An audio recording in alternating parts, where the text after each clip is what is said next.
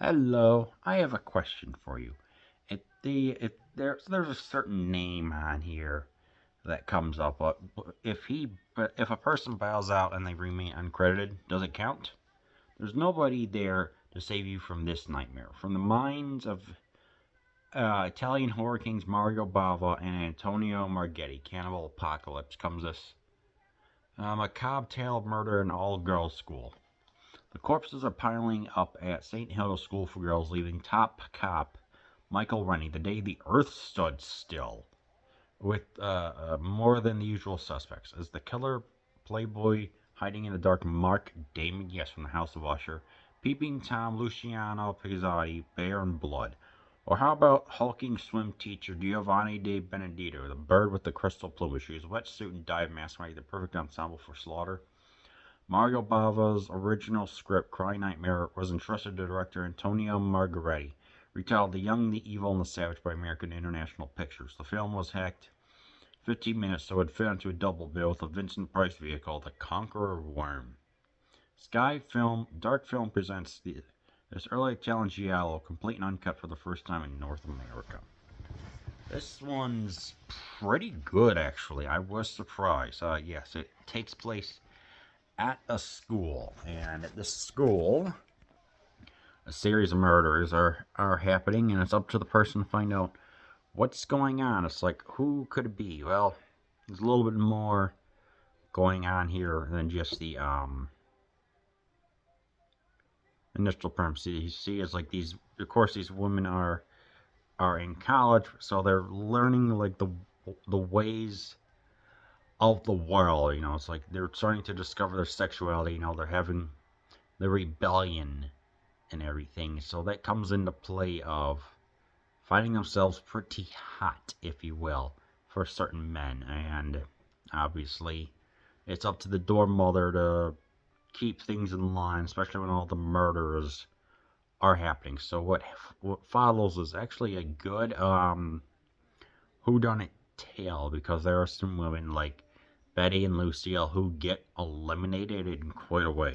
So a particular scenes is in the beginning when there's a body in there. The body is transported inside a suitcase. We pass by a bird area and like a butterfly area or whatever, and this eventually comes into play later. This is, I think, meant to represent like how soft something can be and what happens when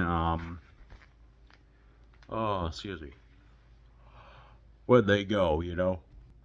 So the performances here are pretty good. It's like these are all like, yes, we're going to get some.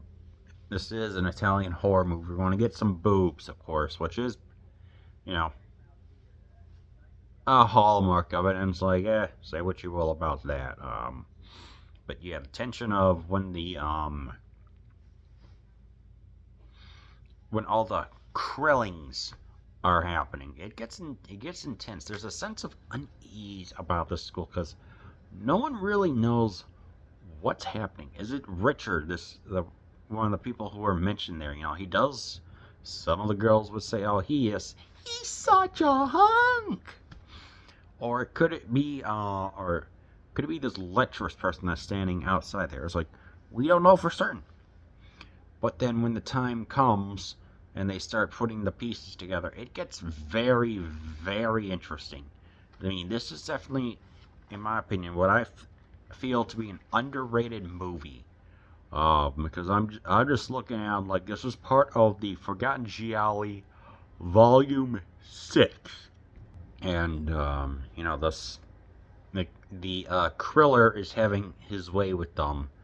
And yeah, definitely it's unknown, and you're not going to see it on like any top list. So it being part of the Forgotten Gialli lineup, it's just like it's worth looking into. The music is electronica that was going on at the time. It's not Ennio Morricone, but at the same time, there's enough to give it like this a then modern feel, but this then, which adds to just more of the uneasiness and everything going on. So yeah, ultimately, with this version of Naked You Die, there is the Italian language, which I am very grateful for.